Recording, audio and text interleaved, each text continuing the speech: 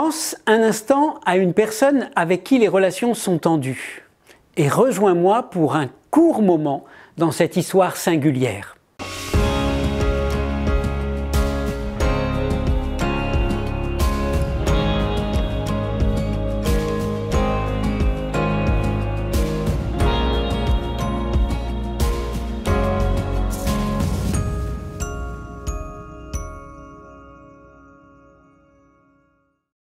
Les relations n'étaient pas bonnes entre Juifs et Samaritains, et cela ne datait pas d'hier. Depuis qu'ils s'étaient opposés à la reconstruction du temple après l'exil, et qu'ils avaient bâti leur propre temple sur le mont Garizim, qui fut détruit d'ailleurs durant la période maccabéenne, bien des tensions existaient entre les Juifs et les Samaritains.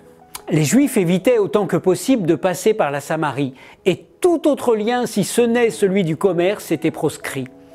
C'est dans ce contexte particulier que Jean nous raconte une rencontre riche d'enseignements.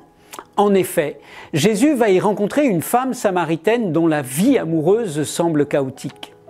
Remarquez le contexte qui pose le cadre du déplacement de Jésus comme une nécessité. Or, il fallait qu'il passe par la Samarie. Pourquoi Jésus choisit-il d'emprunter cette route ? Il va saisir en tout cas l'opportunité d'une rencontre au bord d'un puits où une femme vint puiser de l'eau en plein midi. Probablement évite-t-elle toute rencontre autour de ce lieu où normalement se vivent les discussions. Qu'est-ce qui peut nous amener à sortir de nos zones de confort pour rencontrer même ceux avec qui les relations sont parfois tendues ? Comment saisir les opportunités de partage et de témoignage ? La manière dont Jésus procède nous offre quelques pistes. Premièrement, il donne à l'autre l'opportunité d'être utile. Apprendre à recevoir avant de croire pouvoir donner est une grande piste.